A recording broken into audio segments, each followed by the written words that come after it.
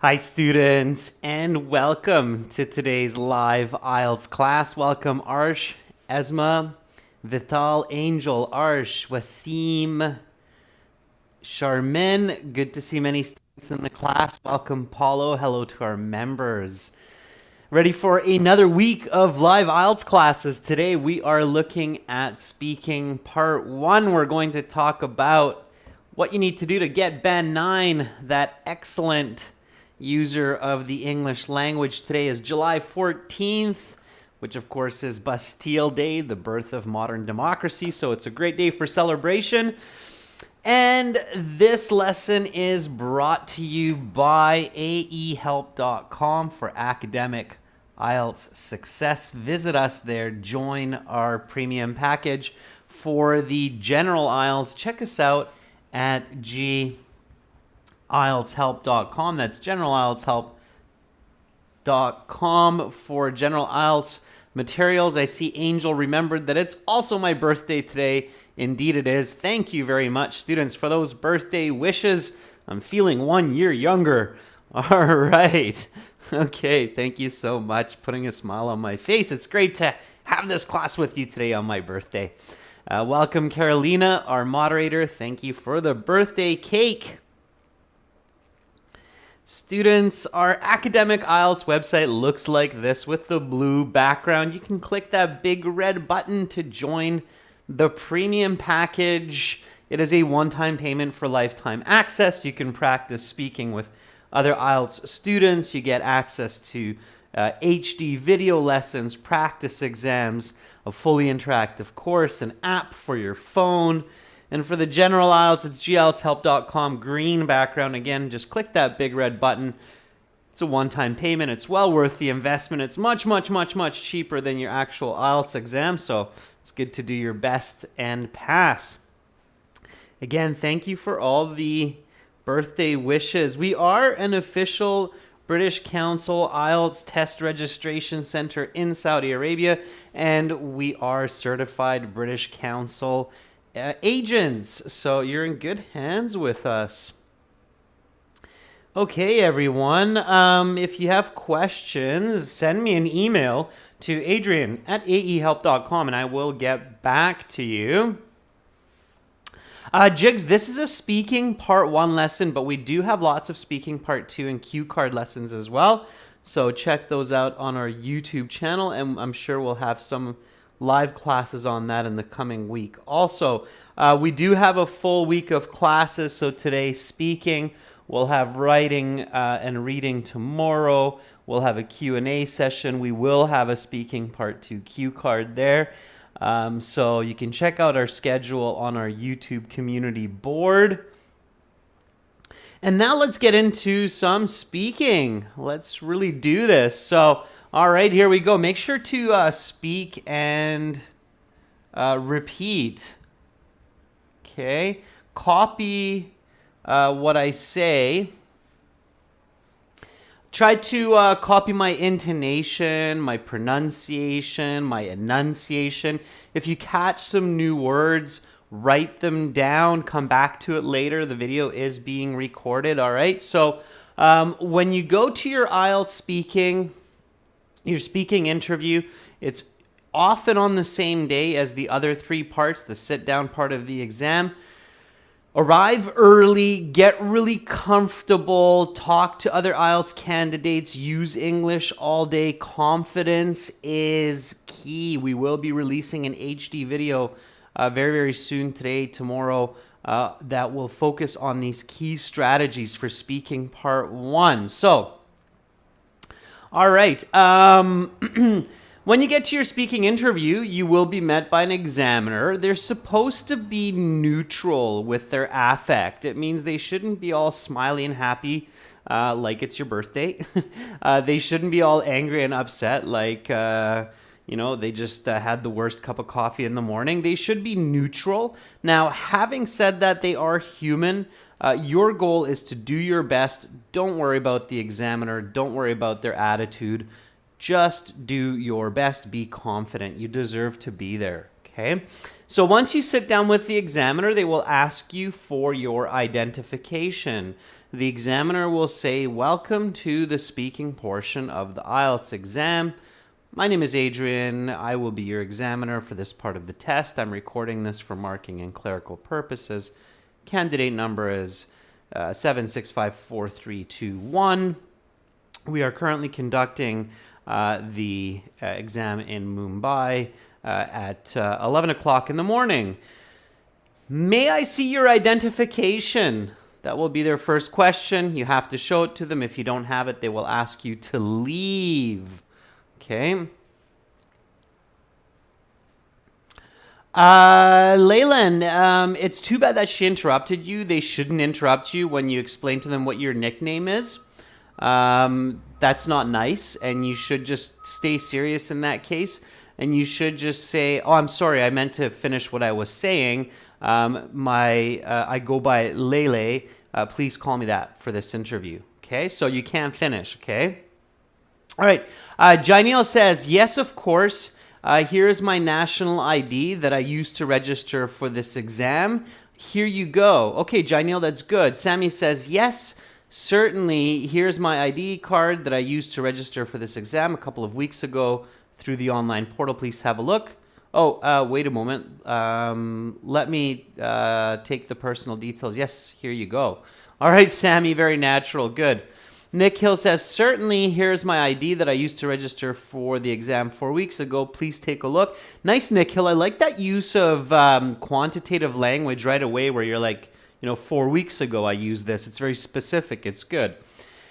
Ken Fambao says, "Yes, okay, here's my passport that I used to register for the exam." It's the exam because it's the unique exam that you're in right now, Ken. So it's for this exam or for the exam.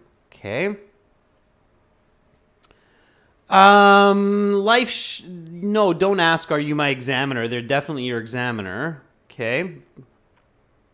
Yeah, Carolina seconds that. Manvi says, "Thanks, Adrian, for your help. I got my desired band score with your assistance. Thank you so much." You are very welcome, Manvi. Okay, so yeah, this question. May I see your identification? Just nice, quick, smooth, polite. Certainly. Here is my passport that I used to register for this exam 3 weeks back. Please take a look. Okay, so that's it. Nice and smooth.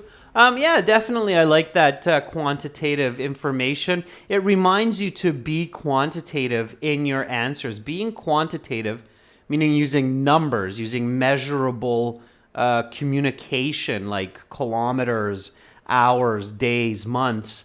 That's very, very, very helpful for your band score. Okay, so make sure to do that. Quantitative language.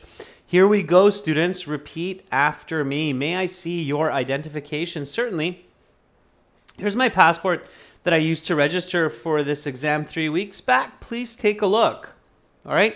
So show your fluency right away. Don't just say yes and then show it. Okay? Show fluency right away. Show them that you mean business. You're here to get a good band score. You're here to show your maximum English level. Okay? And the next question will certainly be, what is your full name? So what is your full name? Give me a nice full sentence answer for this one. Okay. Hemangi, if you have some questions about listening and writing, and students who have questions about other parts of the exam, send me an email. If you have questions about speaking, specifically speaking part 1, ask those. Let's focus on one idea. That's very important in your studies. Okay. Sammy says, my full name is Siva Shankar. My surname is Pulivarthi. Please call me by my nickname, Sammy. That's what my mates and my family call me, and I'm happy with that. Very nice, Sammy. Sammy, try to copy that fluency that I'm showing you. Okay, so especially with these warm-up questions, be really fluent. Okay, Sharman says, well, my first name is Sharman and my family name is Rahman. Please call me by my first name as it makes me feel more comfortable. Okay, Charmin, I certainly will. Mohammed Azat says, my given name is Mohammed and my surname is Omran. Please call me by my first name, Mohammed. Yeah. So,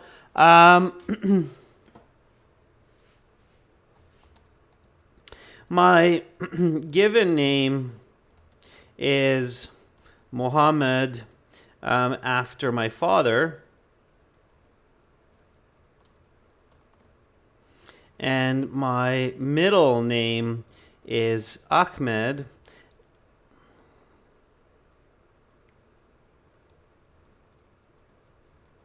after my grandfather. And my family name is Al-Zakrani. Please just call me Mo for short. It's what my friends and family call me. Okay, so here's a nice long answer. And somebody in the chat a few moments ago said, well, the examiner interrupted me when I was trying to say my nickname is, or please just call me. They shouldn't do that. That's kind of rude, to be honest with you. And yes, the examiners are trained to conduct the entire interview in about 12 minutes. And yes, they are trained to keep the interview going. But that doesn't mean that they should be disrespectful. Now, you shouldn't get angry and throw the papers in the air and say, I'm out of here, or how dare you interrupt me. Okay, so don't do that.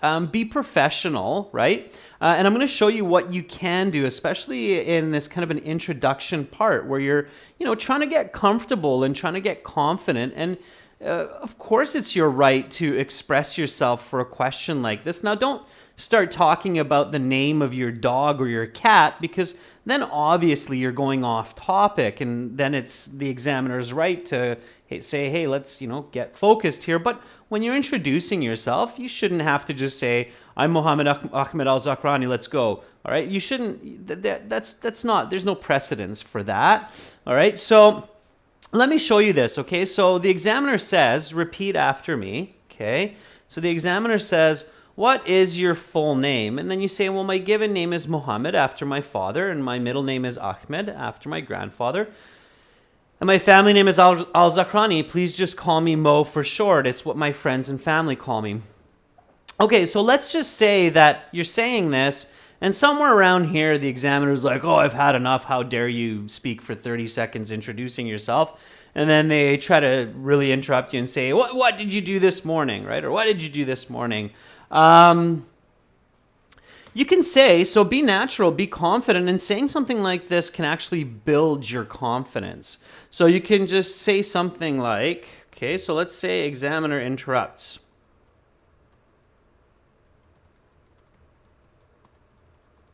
With the next question, okay? You can say something like this, okay? And this is natural.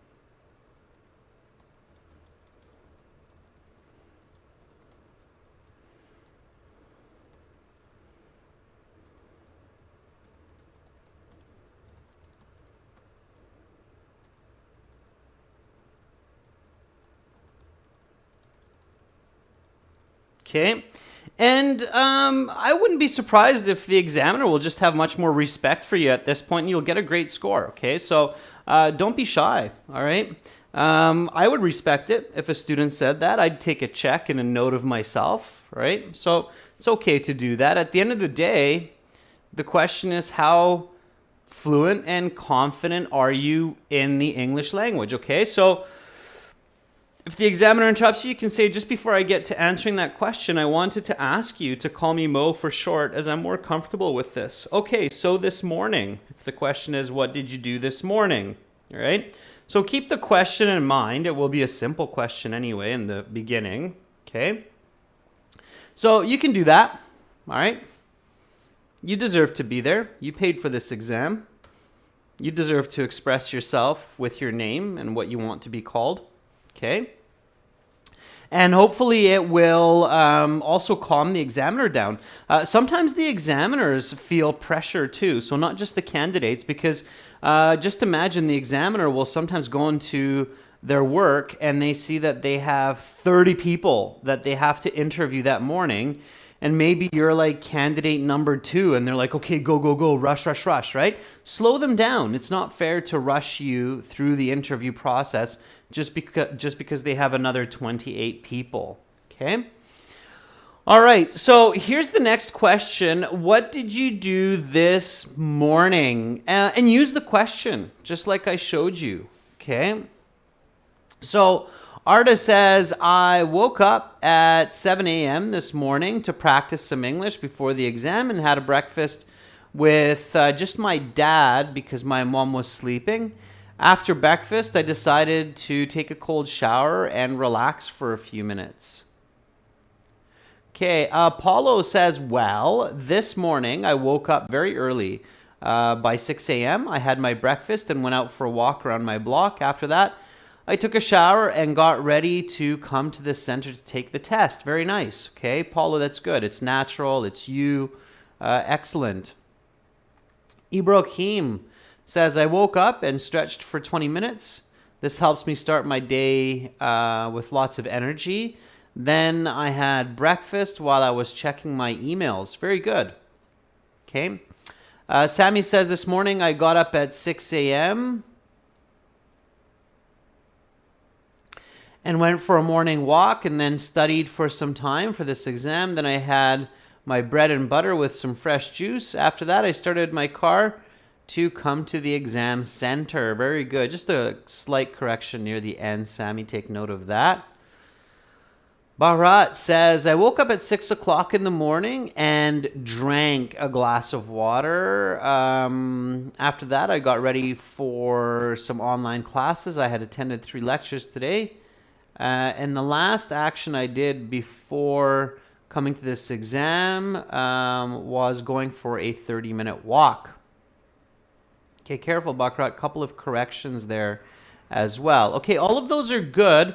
I like the explanations. So always answer, explain, example. Okay, to get a nice high band score, you want to always think of answer plus explain plus example.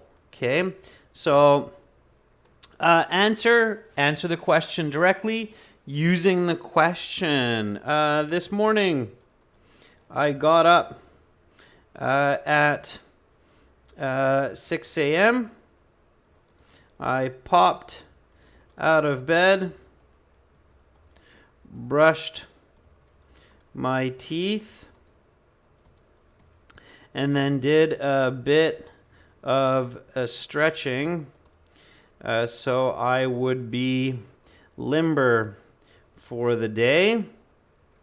Then I ate a healthy breakfast and came to this exam center about an hour before the start of this interview so that I could practice with some other candidates who were also waiting for their turn.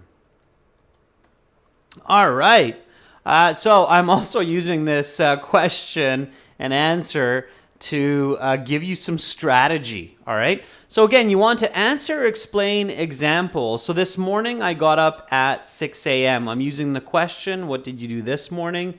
This morning I got up. Of course, it's past tense. Be very careful. I popped out of bed, bang, like a springboard, right? You're all full of energy, ready for the exam. So popped out is a phrasal verb. It's idiomatic. You're picking up points for that lexical resource. You do not need to use complex idioms like, well, I believe that getting up at 4 a.m. is best practice because, as the saying goes, the early bird catches the worm. you do not need to use idioms like the early bird catches the worm with a question like this, okay? It would be less common in natural settings as well, but you should use simpler idiomatic phrasal verbs like I popped out of bed, brushed my teeth, and then did a bit of stretching so I would be limber for the day. A bit of stretching, right? Okay. When we do a bit of stretching, we feel limber. Limber means loose, kind of just instead of, the opposite of limber is tense, like, okay, so not tense, but limber. You're feeling limber, okay? All right, so you felt limber for the day. Then I ate a healthy breakfast and came to this exam center about an hour before the start of this interview so that I could practice with some other candidates who were also waiting for their turn. Notice all of the adjective clauses there, who were also waiting for their turn. It came to the exam center, and you should do that, okay? Go to the exam center about an hour early, take some speaking questions with you, and practice with other candidates, okay? All right, so again, students, make sure to repeat me throughout this lesson. If you're having difficulty, don't worry. It is recorded. You will be able to go back and practice again later. Here we go, everyone. Next question. What do you plan to do on the weekend? Or British English, at the weekend. Doesn't matter. Okay. So what do you plan to do at the weekend? All right. Again, nice full sentence answer, explanation, perhaps an example. Mohammed says, I'm planning to make a cycling challenge with my friends because I love getting exercise and seeing many new places. While doing that and riding my bike for an hour at least 2 to 3 times a week. Very nice, okay? I like it. It's a very nice answer. Cycling challenge. It's original. You're creating good thought using English. Very good. Okay. All right. And then Mohammed finishes with, I made a challenge like this along the beach just last weekend and my brother won it. Okay, Mohammed, make sure to stick to the weekend. Okay, Saturday, Sunday. So keep that in mind throughout your answer. All right. Sammy says, generally on weekends, I either go out to the beach or sit at home and have delicious food and watch a nice movie on Netflix. Last Sunday, I watched Tom and Jerry's latest version with my wife. Okay. All right. Don't take out the word asking. That's kind of weird. I'm not sure what that is. Sammy, maybe a typo. Arda says, I plan to do camping on this weekend with my family in the countryside. We will be doing that for at least 3 days if it goes well. I haven't started preparing my backpack for the camping yet, but I will do that as soon as I get home from this exam. Right, Arda? So finish the idea. I think maybe you ran out of space, but definitely finish the idea, Arda. Always finish your ideas, students. Okay. Sion says, my plan for the weekend is to go to the museum nearby with my family and spend a good amount of time there. Hopefully it will be fun. The reason we chose to do this is because they have a very special dinosaur exhibit, and my kids are really into dinosaurs, especially my oldest son loves the Tyrannosaurus Rex. Okay, Sion, good. I like it. It's halfway there. You need a little bit more for those Band 8, Band 9s, where you get into those specific kinds of vocabulary, like there's a special dinosaur exhibit going on, okay? An exhibit is a display at the museum that changes from time to time, and it could be a dinosaur exhibit or a famous painter or a famous architect, scientist exhibit, or from a specific time in human history, like an Egyptian pyramid and pharaoh exhibit, okay? So get into that vocabulary, all right? Devansh says, I do have a couple of plans for this weekend. For the time, I would like to spend quality interaction with my family during dinner at a restaurant. Okay, Devansh, good. You're a little bit all over the place and you have some redundancy, so careful with that. Tried to fix that as I was doing.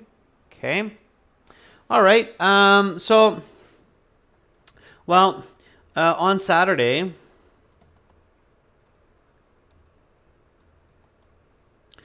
I'm planning to visit my grandparents, as I haven't seen them in quite some time. I plan to go to the park with them for a chat and dinner. And on Sunday, I will hang out with my friends and probably watch a movie as we did last week. Okay, so here we go.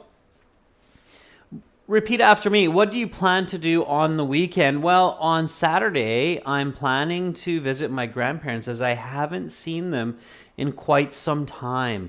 Again, watch that natural language here, and I'm mixing in present perfect, showing that grammatical range. Haven't seen them in quite some time. Even during the icebreaker questions, you want to show grammatical range as soon as possible, okay?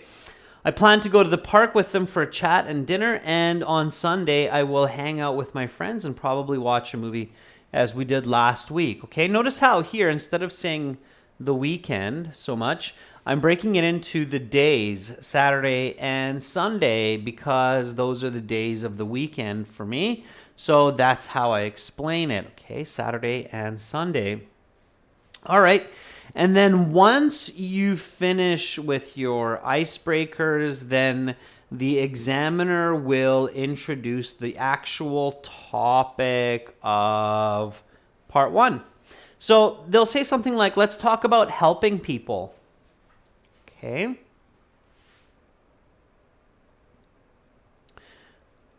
Rajveer is asking, I haven't seen them for quite some time. Is this also correct? Yeah, absolutely. Okay. I haven't seen them in quite some time. I haven't seen them for quite some time. Both are correct, Rajveer. Yeah, for or in, both. Yeah. Okay. Yeah, so in many cases, you can use different prepositions like for, in, or what did you do on the weekend or at the weekend, because it's culturally different between U.S. And England, right? Okay. Or Great Britain. So when you get introduced your topic for part 1, so let's talk about helping people, your mind should always be racing. And when you hear a key verb like helping people, okay, to get a band 9, you really have to use a good range of vocabulary. I was going to say lexical resource. And right away, as you hear this word, you should immediately think of some synonyms for that word. What are some other ways to say help someone? Okay, definitely you're going to want to use those in your answers. Okay, so before we get to answering the questions, what are some synonyms? And this is where you want to visualize. So helping people, see images. And then come up with some synonyms. So Ruchi says assist, yeah. Okay, is another way to say it. Generous is not. Sustain is not. Shahajvir says aid. Yeah, aid is a good way. What are some other ways? Support, Lenyuin, yeah, absolutely. Support is a good synonym as well. Okay. What are some other ways? Maintain, Bulat, is not really. Very good, Savage. Somebody coming up with an expression. So, to give a hand. Okay. To give a hand. To lend a hand.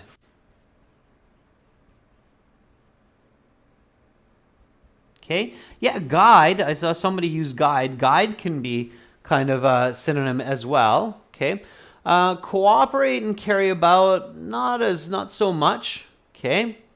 All right. So assist, aid, support, give a hand, lend a hand, guide. You can even get really fancy and say something like to be a pillar. Okay. To be a pillar of support. Okay. Help out, pitch in, sang fam. That's very good too. I like it. Pitch in means to add effort or assistance. Pitch in can be, absolutely. Okay. All right. So that should come to mind as soon as you hear the topic. Let's talk about helping people. Okay. So assist, aid, support, give a hand, lend a hand, guide, to be a pillar, to pitch in. Okay. All of those can be useful depending on the context. All right. Lexical resource certainly does help your grammatical range and your fluency, so it's good to learn lots of vocabulary. You can do that on our websites. We have special blogs and assistance for that as well. However, you don't need to know millions of words to do well in the test, okay? So here we go. First question. How often do you get help from others? Give me a nice full sentence answer for this one. So how often do you get help from others? Okay. All right. Let's see. Okay, Akshay says, I get support frequently from my colleagues, friends, and family. I'm working as a freelancer software developer, so I usually need help from experts, and I ask for help from my colleagues, and they help. Okay, Akshay, instead of repeating that you get help from your colleagues, because you said that in your first sentence, give an example. So, Akshay, I'm going to read yours again, but I'm going to adjust it. Notice the difference. The way you answer it right now, if you're fluent, you'll get maximum of band 7. And the way I'm going to answer it in a moment here, you'll get a band 9. Okay, so watch this, Akshay. I get support frequently from my colleagues, friends, and family. As I work in freelance software development, I usually need some assistance from experts. Just the other day, I had to troubleshoot some JavaScript, and my friend John really was helpful figuring out the issue. Okay, that would be your band 9, all right? Okay, so that's how you want to do answer, explain, example. And thank you, Akshay, for that and for letting me use your response to show that difference. Okay, all right. Arjun says, I consider myself a self-reliant person, but I do reach out to mentors once in a while seeking both professional and personal advice. In numerical terms, about once a fortnight. Arjun, the end of that's kind of awkward in numerical terms, about once a fortnight. So I get it, but that's just, personally, I think that's kind of weird. And it's like you're trying to purposefully push some vocabulary in there. So instead of that, Arjun, use an actual example. Okay. Just the other week, my car wouldn't start and I had to ask my neighbor Tim to give me a jump start so I could get to work. Okay, so something a little bit more original. All right. Amit says, well, that's an interesting question. I get aid from my teachers in my studies about 5 days a week. Just yesterday, my teacher helped me improve my grammar, specifically conditionals. Okay, Amit, not bad. That's an interesting question. It's okay. I think it's a bit forced. So only say that when it really is an interesting question. Usually part 3 is where questions really get interesting, but So careful with that. You don't want to sound like you're reciting memorized phrases. Okay? All right, let's take one more.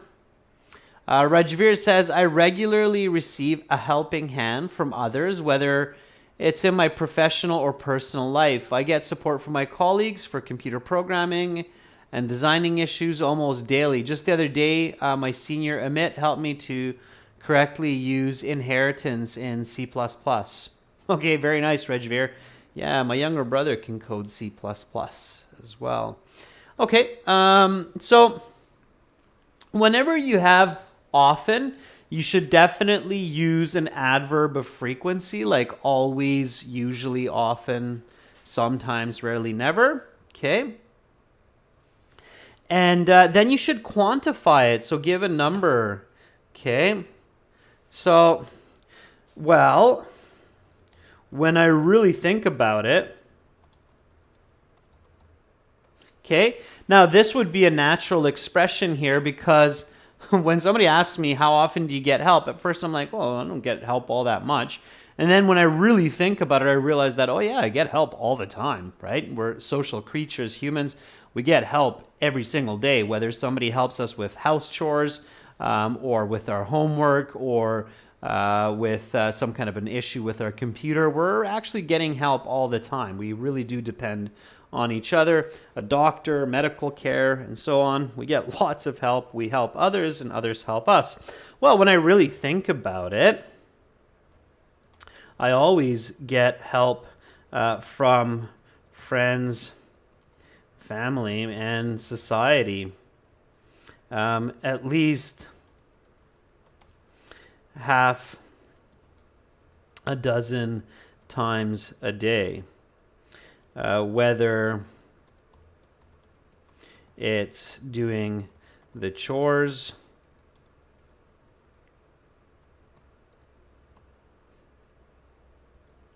as my wife often helps me do the dishes, or with my work, like my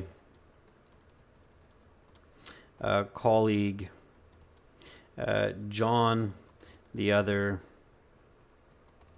day helping me compose a contract. I'm always getting a hand from some person. Okay.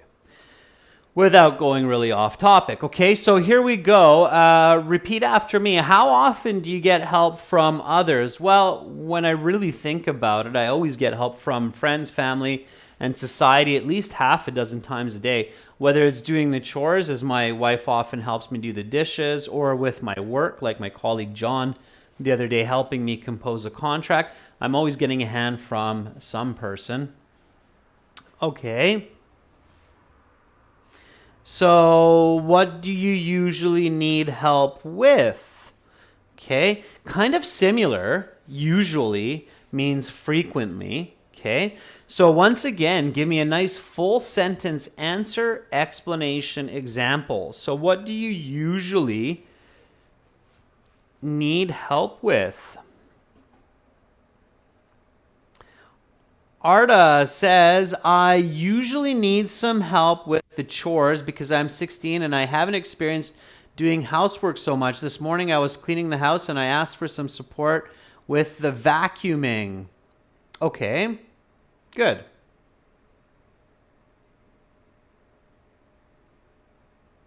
Sukanya, both would work in this case. All right. Pritam Roy says, I usually take help from my friends and my mom when it comes to reading and writing my second language, Bengali, because I'm quite bad at that. Just yesterday, my mom helped me out learning my writing, not learning, Pritam, writing my Bengali essay. Very good, Pritam. Yeah, that would be a really good answer. Just careful with your verb selection, not learning my Bengali essay, but writing my Bengali essay. Okay. All right. Nervik says, I guess helping is in my nature at home. I help my wife by lending a hand on household chores. Okay, Nervik, I think you're either answering a different question or you're going off topic. Be really, really careful about that. Arjun says, being a software developer, I rely heavily on collaboration and support from my colleagues in my profession. I also get help from my friends and family on daily chores, especially buying groceries because I simply don't have time for it. Okay, Arjun, good. Careful with your word choice, okay? All right. Sukanya Roy says, at Pratam Roy, I wouldn't think I meet another Roy, but you did, Sukanya. You could be related. All right, Shri, good to see many new members actively participating in the class. I love it. Shri says, recently I'm doing research on forest fires. I usually need help to do my work on various technologies, so my professors assist me by pointing me in the right direction to complete my tasks, such as helping me with keywords and renowned publishers for research material. Okay, Shri, get a little bit more into it.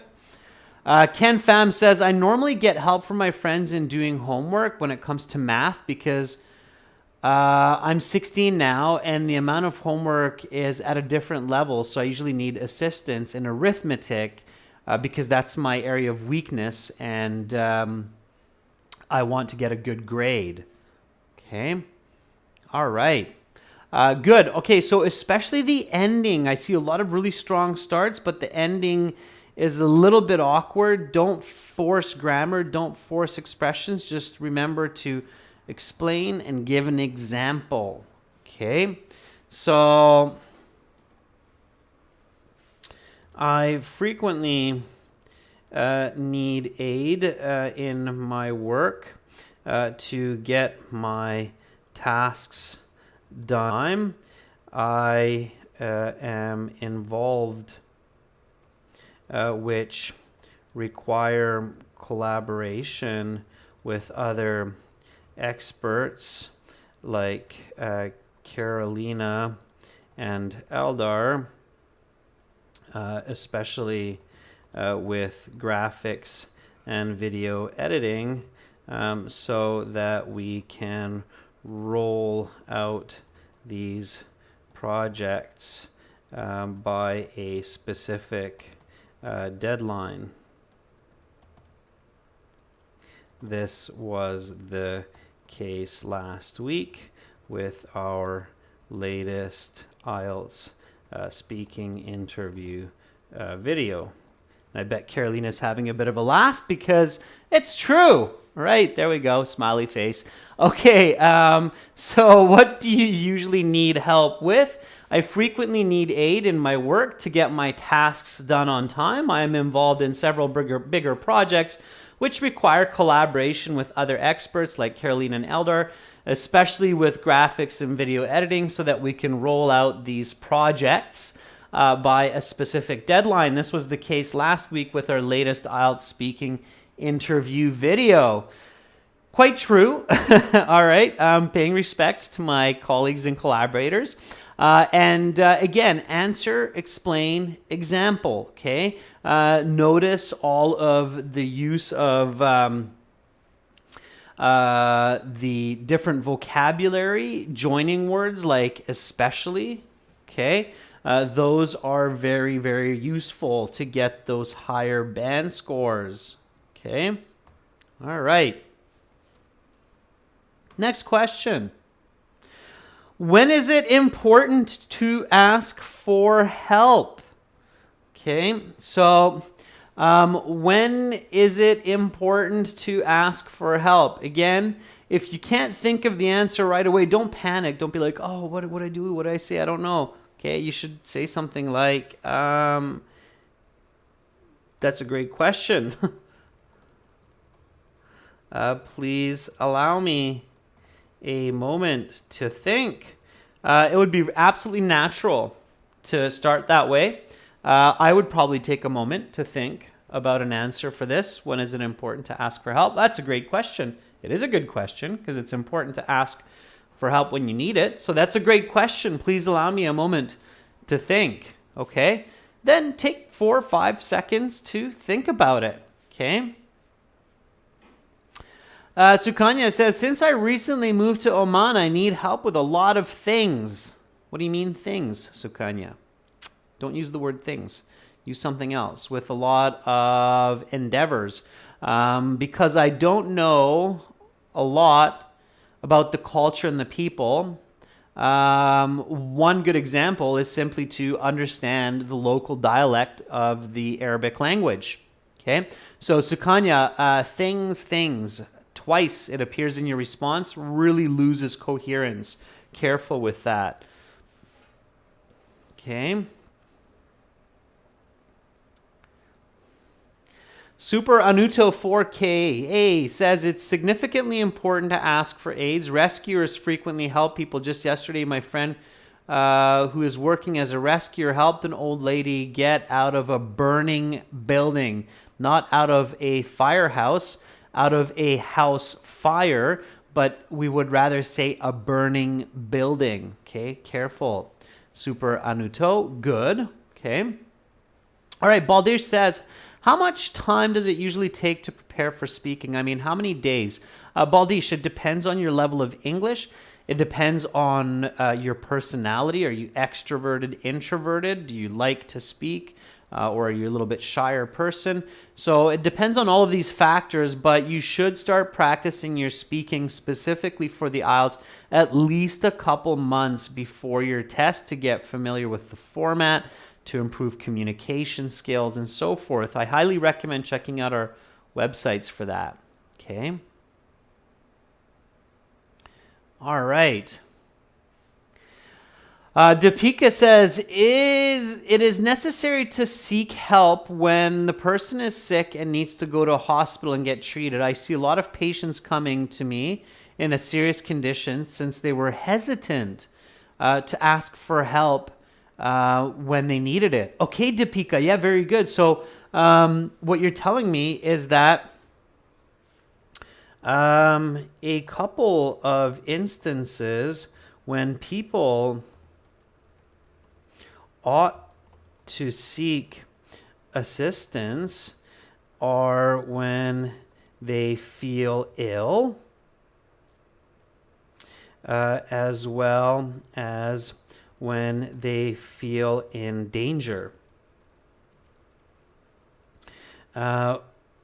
If a person has not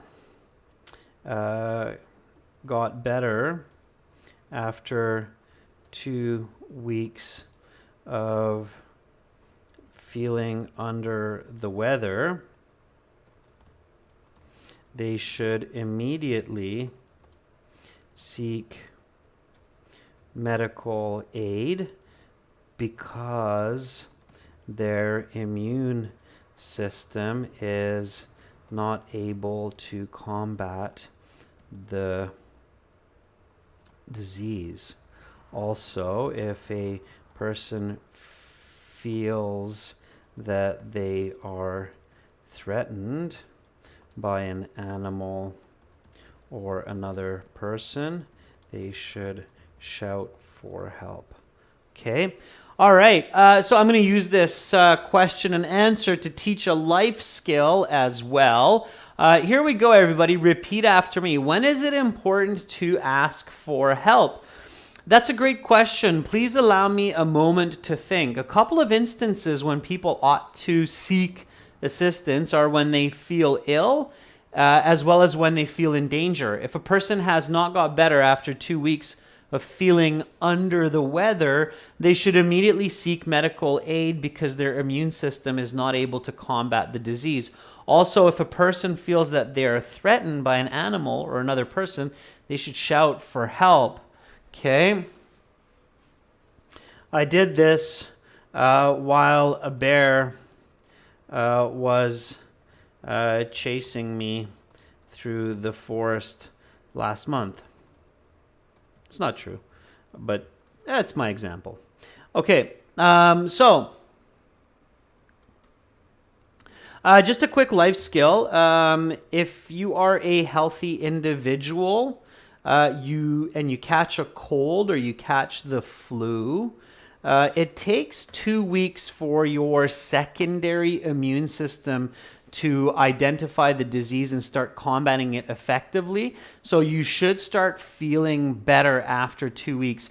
If you still feel really poorly after 2 weeks of catching a cold or the flu, it could be something else. Your health could be in danger. It's very, very important that you seek medical assistance. A lot of people, as one of our members stated, probably a nurse or a doctor, make a big mistake by not going to the hospital thinking, oh, I'll just keep drinking some hot tea, I'll eventually get better. No, your autoimmune system triggers its antibodies after 2 weeks. If you're still not feeling better after 2 weeks, you must go to the hospital because you could be ill with something that your body is not able to combat on its own, and you need antibiotics or other medical assistance. So be really careful about that.